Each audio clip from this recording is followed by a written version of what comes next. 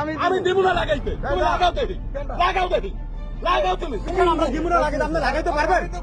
হ্যাঁ পারবেন লাগাইতে? পারবেন? তাহলে লাগান। গতকাল 5 নভেম্বর রাতে বরিশাল নগরীর 30 নং ওয়ার্ডের কাশীপুর চৌমাথা বাজারে হাত পাখার ব্যানার সাঁটাতে গেলে সেখানে বাধা প্রদান করে বিএনপির লোকজন।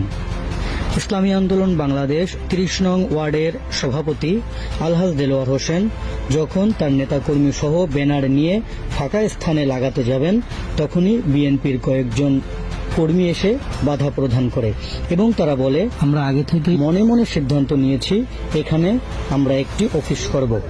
অথচ বাজারে তাদের 2টি অফিস আছে এবং সারা বাজার জুড়ে তাদের ব্যানার দিয়ে ঘেরা।